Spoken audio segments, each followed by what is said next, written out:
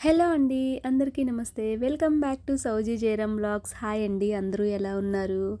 ఈరోజు ఒక మంచి బ్యూటిఫుల్ వీడియో అండి. మా విలేజ్‌లో మా ఇంటి ఎదురుగానే మాకు ఇలా ఓపెన్ ప్లేస్ ఉంటుందండి. అక్కడైతే మేము ఇలా కొన్ని పూల మొక్కలు, కూరగాయ మొక్కలైతే వేసుకున్నామనమాట.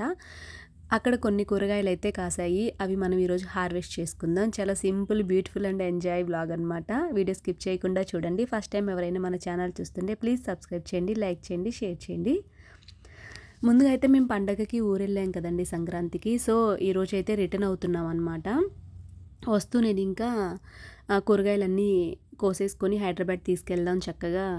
చాలా ఫ్రెష్, ఎలాంటి మందులు, కెమికల్స్ వాడని వెజిటబుల్స్ కదండి ఇవి. మనకి అక్కడైతే మాకైతే కూకట్పల్లిలో పావు కిలో వచ్చి 30 రూపీస్ అలా తీసుకుంటారు సంతలో అయితే, మార్కెట్‌కి వెళ్ళినప్పుడు. వంకాయలు కానీ ఇవి.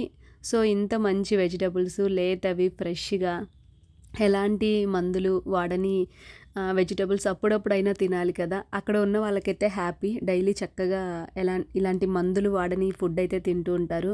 మనకు ఎలాగో తప్పదు కదా! ఇక్కడ కొనుక్కోవాలి.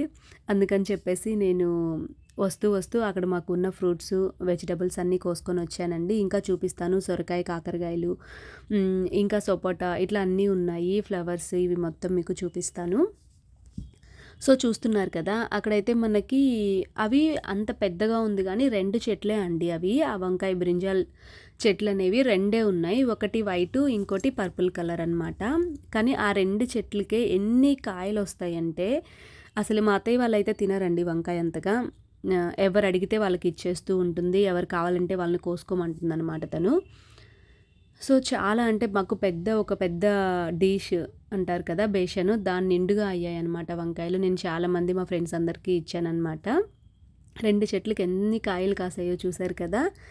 ఇంకా అక్కడ మాకు అరటి చెట్లు, అలాగే సపోటా, దానిమ్మ, సీతాఫలం, టమాటో చూడొచ్చండి మీరు. ఒక్కటే చిన్న మొక్క వేస్తే అది ఎంత పెద్దగా ఇదైపోయి దాన్ని నిండుగా చూసారా? ఎన్నంటే ఒక 2 కిలోస్, 3 కిలోస్ ఉంటాయి ఒక్క చెట్టుకే. కానీ మొత్తం పచ్చిగా ఉన్నాయన్నమాట. ఇంకా తర్వాత మా అత్తయ్య కోసుకుంటారులే అని చెప్పి మేమేం కొయ్యలేదు. కానీ ఇలాంటి పచ్చివి కూడా మనం పచ్చిమిర్చి వేసి చట్నీ చేసుకుంటే చాలా టేస్ట్ ఉంటుంది. కానీ ఇంకా ఆ రోజు వచ్చేసామన్నమాట మేము. కరివేపాకు కూడా ఇప్పుడిప్పుడే కొంచెం కొంచెం పెరుగుతున్నాయండి. చిన్న చిన్న చెట్లే. నేను వంట చేయడం కోసమని ఒక 2 రెమ్మలు తుంచుకొని వెళ్ళాను. మొత్తం కొయ్యలేదు. చూసారు కదా! ఇంకా ఏమేమి చెట్లున్నాయో చూపిస్తాను చూడండి.